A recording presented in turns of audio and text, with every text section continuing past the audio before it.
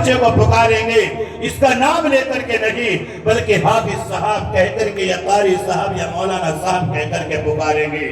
میرے بھائی یہ ایک بچہ نہیں ہے، یہی قرآن کریم کہ جس قرآن کو میں اور آپ صبح شام پڑھتے ہیں، اسی قرآن سے پوچھو، آؤ یہ قرآن بتائے گا کہ اس ایک بچے کا کیا مقام ہے۔ اے رامپور کے رہنے والوں، میرا رب اسی قرآن کے اندر فرماتا ہے یوم یفر المرء من اخیہ وامہ وابیہ وصاحبتہ وبنیہ لکل امرئ منہم یومئذ شأن یغنیہ۔ جس وقت میں حشر کا میدان قائم ہوگا، کوئی کسی کا پرسہ نہال نہ ہوگا، ہر انسان کو اپنی اپنی بڑی ہوگی۔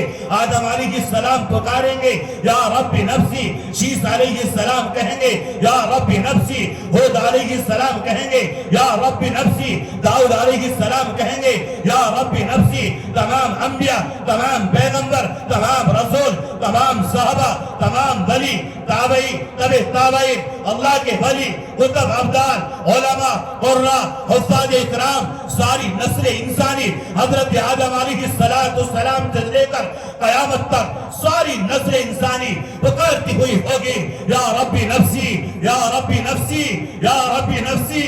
اے اللہ میری حفاظت، یا اللہ میری حفاظت۔ اور میرے بھائیوں ایسے وقت میں جب کوئی کسی کے کام نہیں آئے گا، اما عائشہ صدیقہ رضی اللہ تعالیٰ عنہ فرماتی ہے لوگوں میں نے اللہ کے رسول سے معلوم کیا یا رسول اللہ صلی اللہ علیہ وسلم میرے ماں باپ آپ کے اوپر قربان ہو، اے اللہ کے نبی آپ یہ بتلائیے جب حشر کا میدان قائم ہوگا لوگ کس حال میں ہوں گے؟ میرے اور آپ کے آقا نے فرمایا اے عائشہ اس ذات کی قسم جس کے قبضے میں محمد کی جان ہے، اے عائشہ وہ دن تو اتنی پریشانی کا دن ہوگا، اتنی بے بسی کا دن ہوگا کہ سارے کے سارے انسان اس طریقے سے مادر ذات ننگے ہوں گے جیسے بچہ ماں کے پیٹ سے ننگا پیدا ہوتا ہے۔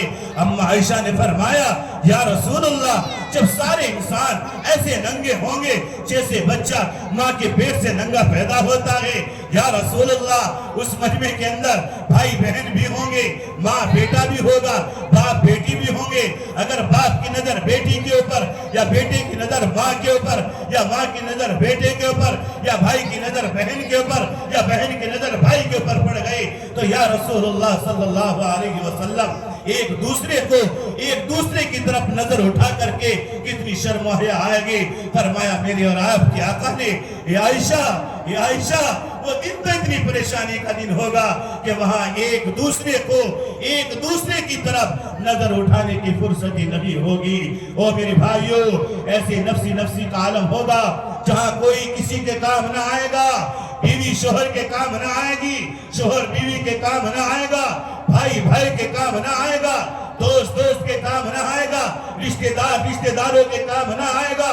وہ سگا دوست، وہ جان لٹانے والا دوست جس کے ساتھ میں رات میں بیٹھ کر کے 2-2 بجے تک اسمیک کا کاروبار کرتا تھا، نشے کا کاروبار کرتا تھا، وہ یار دوست کام نہ آئیں گے جس کے ساتھ میں بیٹھ کر کے رات میں 1-2 بجے تک اپنی دنیا بھی بگاڑ رہا تھا اور اپنی آخرت بھی بگاڑ رہا تھا اور انٹرنیٹ کے اندر انگلیاں ڈال کر کے فحش کلام اور فحش کتابیں پڑھ رہا تھا اور دیکھ رہا تھا۔ وہاں کوئی کسی کے کام نہیں آئے گا، وہاں نہ باپ بیٹے کے کام آئے گا نہ بیٹا باپ کے کام آئے گا۔ او میرے بھائیوں کون کام آئے گا؟ آؤ قرآن سے پوچھتے ہیں۔ ہاں میرے بھائیوں اس وقت میں وہ سگا بیٹا، وہ سگی اولاد، وہ سگا بیٹا، وہ سگی اولاد کام نہ آئے گی کہ جس وقت میں ایک آدمی کو نیکی کی کمی لگ جائے گی میرے رب کی طرف سے حکم ہوگا جاؤ کہیں سے ایک نیکی کا انتظام کر کے لے کر کے آؤ۔ وہ آدمی جائے گا اپنے بیٹے کو تلاش کرے گا اور بیٹے سے جا کر کے کہے گا بیٹا دیکھ میں تیرا وہ باپ ہوں جو دنیا کے اندر رہ کر کے تیرے ساتھ میں اپنا وقت گزارا کرتا تھا، تیری ساری ضرورتوں کو پورا کیا کرتا تھا، تیری ساری خواہشات کو پورا کیا کرتا تھا۔ بیٹے دیکھ میں تیرا وہ مشفق باپ ہوں کہ اگر تو نے دنیا کے اندر رہ کر کے مجھ سے یہ ضد کی ابا مجھے فلاں قیمت کا موبائل چاہیے، میں نے موبائل لے کر کے دیا، تو نے کہا ابا اعلیٰ قسم کی ڈگری چاہیے، میں نے رات بھر محنتیں کی، मजदूरियां की, परेशानियां उठाई, लेकिन तेरी सारी जरूरतों का ख्याल रखा। बेटा तेरे बाप के पास में एक नेकी की कमी लग गई है, अगर तू एक नेकी अपने बाप को दे देगा तो तेरा बाप जो है जन्नत के अंदर चला जाएगा, जन्नत की नियामतों को इस्तेमाल करने वाला हो जाएगा। बेटा कहेगा अब्बा मानता हूँ आपने दुनिया के अंदर रह करके मेरी जरूरतों का ख्याल किया, मेरी जरूरतों को पूरा किया, मेरी ख्वाहिशों को पूरा किया, लेकिन अब्बा ऐसी नफ्सी नफ्सी का आलम है, अब्बा ऐसी नफ्सी नफ्सी का आलम है कि अगर मेरे नाम आया अमल तुलेंगे, मुझ पर एक कमी लग गई, मैं किसके पास जाऊंगा? अब्बा मैं नेकी नहीं दे सकता। बेटा भी नेकी देने से इनकार कर देगा। वो बीवी जिसके साथ में मर्द शादी होने के बाद और मरने के वक्त तक के सारी जिंदगी एक दूसरे के लिए वक्फ कर देते हैं, वो बीवी भी इनकार कर देगी, शोहर बीवी को इनकार कर देगा। हाँ मेरे भाइयों, रामपुर रुड़की के रहने वालों सुनो, अरे ऐसे वक्त में कौन काम आएगा? यही आपका मदरसा हिदायतुल उलूम का ये पढ़ने वाला एक बच्चा होगा। मेरे भाई, मेरा रब कहेगा कौन है ये बच्चा? अल्लाह, ये हाफिज कुरान है। मेरा रब इस हाफिज कुरान से कहेगा, वो हाफिज कुरान जा इस मजमे में चला जा, और इस मजमे में जा करके जा जिन 10 आदमियों के पर तू अपना हाथ रख देगा, मैं रब तुझे हुक्म देता हूँ, मैं रब तुझे कहता हूँ, जा इन मजमे में से 10 आदमियों को लेकर के आ और अपने साथ में जन्नत में लेकर के आ। मेरे भाई, हमने अपने उस्तादों से अबू दाऊद की एक रिवायत में पढ़ा है कि इस हाफिज कुरान को सिर्फ 10 आदमियों का इख्तियार ही नहीं दिया जाएगा, बल्कि 10 खानदान का इख्तियार दिया जाएगा। इस हाफिज कुरान से कहा जाएगा, वो कुरान के हाफिज क्या इस मजमे में चला जा, 10 आदमियों को लेकर के आ या 10 खानदान को लेकर के आ। यह हाफिज कुरान जाएगा, अब्बा के पास जाएगा, रब की तरफ से आवाज आएगी, नाना हाफिज कुरान अब्बा के पास क्यों जाता है? ये तो तेरे वालिद है, इस वजह से जन्नत में चला जाएगा। अम्मा के पास जाएगा, नाना ये तेरी माँ है, इसने तुझे दूध पिलाया, 9 महीने अपने पेट में रखा, तुझे पाला पोसा, तेरा मुंह साफ किया, तेरी खिदमतें की, तुझे रोटी पका के दे दी, तेरे कपड़े धुले, तेरे नाज़ो नखरे बर्दाश्त किए, इस वजह से जन्नत में चली जाएगी। यह हाफिज कुरान रिश्तेदारों के पास जाएगा, ऐसा तालिब के पास जाएगा, ताया चचा के पास जाएगा, मामू खालू के पास जाएगा। अल्लाह कहेगा, ना ना हाफिज कुरान ये तो नमाज पढ़ते हैं, नमाज पढ़ने की वजह से जन्नत में चले जाएंगे। ये तो हाजी साहब है, ये तो हज करके आए, ये सखी साहब है, ये तो चंदा दे करके आए, ये तो मस्जिदें बनवा करके आए, ये तो मदरसा बनवा करके आए। ये हाफिज कुरान कहेगा, रब्बा रब्बा ए कायनात के रब, आप ये बताइए फिर इस मजमे में से किन आदमियों को मैं अपने साथ में जन्नत में लेकर के जाओ?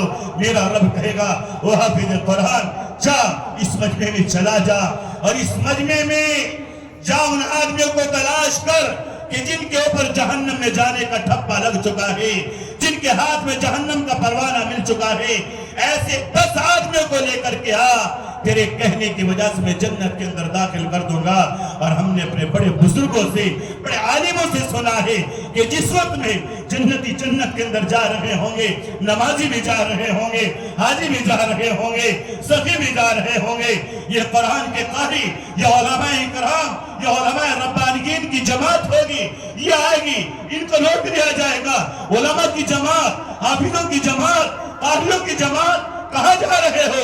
अल्लाह आपने हमारे लिए जन्नत के फैसले कर दिए हैं, अल्लाह जन्नत में जा रहे हैं, रोक दिया जाएगा। नमाजियों को इजाजत होगी, हाजियों को इजाजत होगी, सफियों को इजाजत होगी। ये कहेंगे, रब्बा अपने अमाल में क्या कमी है, क्यों हमको रोका जा रहा है? नमाजी भी जा रहे हैं, जन्नत का फैसला हमारे हक में भी हो चुका है, क्यों जन्नत के दरवाजे पर रोका जा रहा है? मेरा रब कहेगा, ओ मेरे कुरान को पढ़ने वाले, ओ मेरे कुरान की तफसीर बयान करने वाले, ओ मेरे कुरान को सीने से लगाने वाले हाफिज साहब, और मेरे कुरान को सीने में बसाने वाले आलिम कुरान, देख जरा अपने पीछे मुड़ करके दे, एक जम्मे गफीर है, एक भीड़ है, एक मजमा है। ये वो मजमा है जब तू दुनिया के अंदर रहा करता था, ये तुझसे मोहब्बत किया करते थे, جب تو مدرسے کے اندر پڑھا کرتا تھا، یہ اپنی کاہلی کمائی کا پیسہ نکال کر کے تیری تعلیم کے اوپر لگایا کرتے تھے۔